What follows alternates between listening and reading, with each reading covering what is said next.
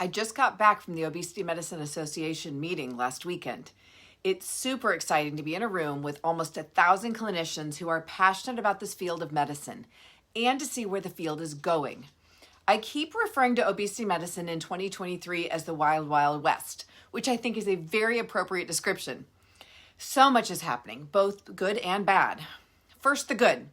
We have a new anti-obesity medication on the horizon. It's really close. Many of you have likely heard about Mounjaro. Mounjaro is a medication that was FDA approved for treating type 2 diabetes last year. Some of you got a chance to try it when it first arrived on the market, before the insurance companies cracked down and made it nearly impossible for anyone who doesn't have type 2 diabetes to get it. This is a fantastic drug on many levels. It's not perfect, no drug is, but the data for this drug is impressive in terms of weight loss and side effect profile. For most people, it helps with physical hunger and food noise, with fewer side effects than the other injectable medications that are currently available on the market. Or ironically, not available, as very few people actually have coverage for them, and even if they do, there's a national shortage. So actually finding them is a problem. Anyway, we have no idea what this drug is going to be called or how available it's going to be yet, but we know it's coming out in early December. Now, before you get too excited about that, hear me out. The world of obesity coverage is shifting rapidly, often every week at this point. Just because a medication gets released to the public doesn't mean everyone's going to be able to get it. Over the past 6 months, I have been knee-deep in the world of health insurance, trying to make sure that patients can keep coverage for medical visits treating obesity. You've likely heard me rant and rave about what Blue Cross has done this past year to our patients as well as to patients all over the country. Despite all of my work trying to raise awareness and fight this system, they are continuing to put up barriers to accessing medical care aimed at treating obesity for us as well as for other small obesity medicine practices across the country. As much as we don't want it to happen, we have to sever all ties with them at the end of 2023. Until they come around, the best advice I can give you is this. If you have a say in choosing your company's health plan, make your voice heard. Demand a different carrier. We can't guarantee that other health plans won't take a page out of Blue Cross's playbook, but so far they have been playing nice. If your only option is Blue Cross, demand that the obesity exclusion, part of their base plan, gets removed. Make a fuss. Talk to HR. Talk to the boss. They probably don't even know that this exclusion exists. Now that's for medical care, medical office visits. Let's get back to medications. One thing I've gathered from all of these meetings that I've been attending is that we are going to have even less access to anti-obesity medications in 2024 than we had this year. Most health plans are currently crafting higher and higher barriers to accessing these things. We are getting prepared for the inevitable chaos. The Wild West is going to get much wilder come January 1. But if you want to take anti-obesity medication and you potentially want your insurance to help you with the cost, some of this work is going to have to be done on your end. We simply can't do it all. So I want to take this opportunity to educate you about what you can do to make the process much faster. Whether you're thinking about starting a new medication or continuing a medication you are already taking, or if you are hoping to get coverage for this new Mounjaro, whatever it's called, when it comes out, you might as well start the process now. One of the barriers that has been erected around all of these anti-obesity medications is called prior authorizations, or PAs. Insurance companies erect PAs to deny access to drugs that they don't want to cover, and very few of them want to cover anti-obesity medications. Now, it can often take weeks for a prior authorization to process, and about 90% of them come back denied. The only time they are approved is if the health plan specifically covers anti-obesity medications. When they aren't covered, no amount of filing or appealing will get them covered. We've tried. Rather than waiting weeks to find this out, the classic prescribe and pray method, we are asking you to find out ahead of time if your plan covers anti-obesity medications. It allows us to make a logical decision regarding medication right away, which accelerates treatment and is much easier on you emotionally.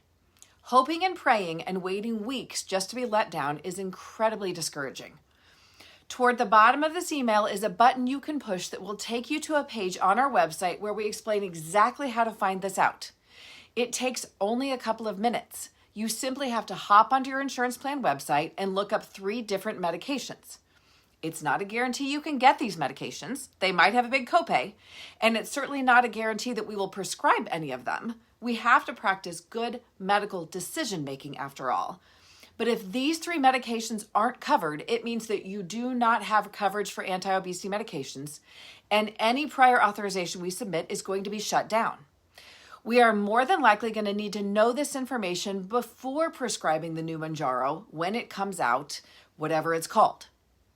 When that happens in early December, there is also going to be a massive amount of scripts heading to the pharmacies, and the prior authorization process is going to slow way down.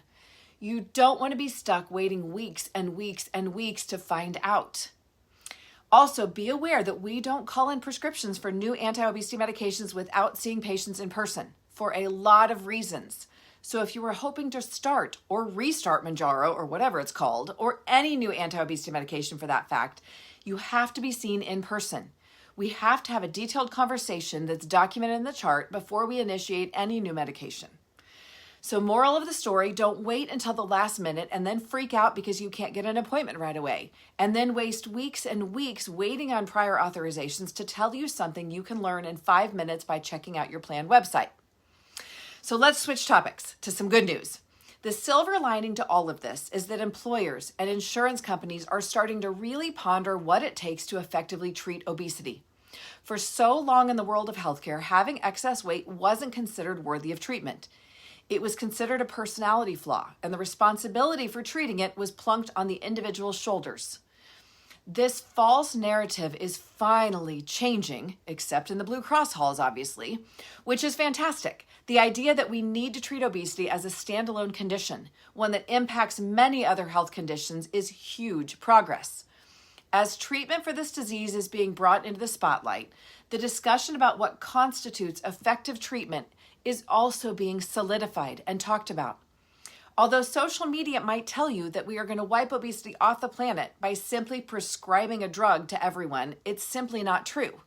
We have lots and lots of studies and data about treating excess weight, and all of it points to the conclusion that treating obesity requires an intensive approach from a multidisciplinary team with lots and lots of support and interaction.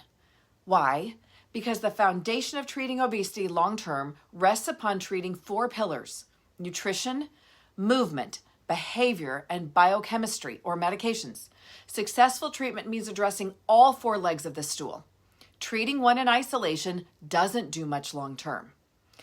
Watching these conversations occur on large stages and in boardrooms makes me really happy. If you are one of our patients, you know that we have always had that philosophy here at Heartland Weight Loss. We have never relied on the biochemistry medication pillar to do all of the heavy lifting. We have always had the philosophy that we can use medications to curb hunger and reduce food noise, which is fabulous. But while those things are happening, the real business at hand is implementing the lifestyle changes, addressing the other 3 pillars. For a while, due to the explosion of people talking about these medications on social media, it seemed like this message was getting lost. But the conversation is shifting back everywhere to one that is much more balanced and logical and rooted in science. And consistent with what we keep asking from our patients, it requires commitment and time to treat this disease.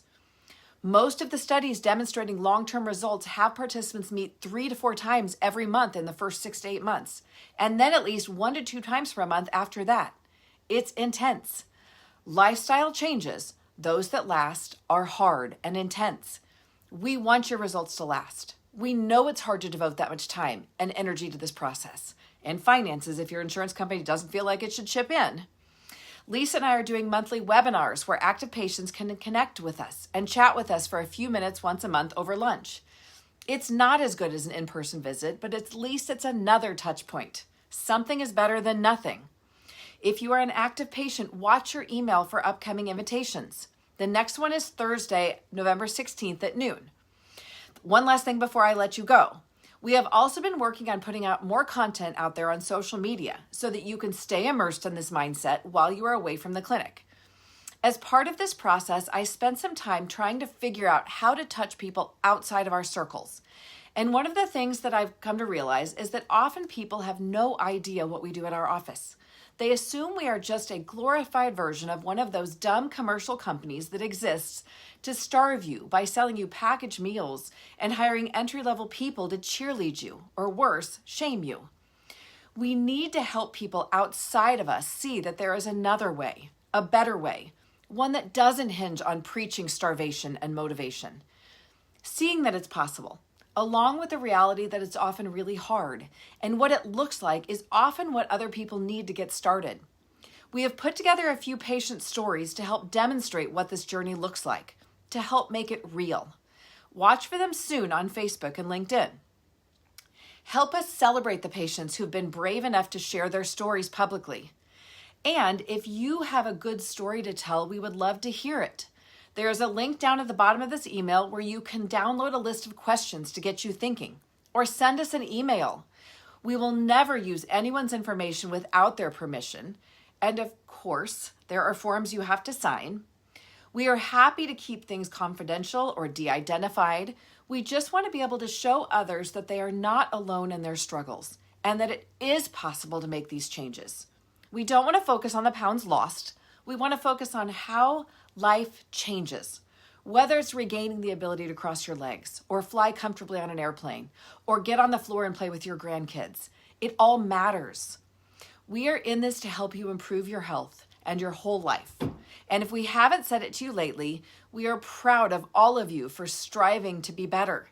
It's not the way the system is set up, so give yourself some credit for swimming against the current.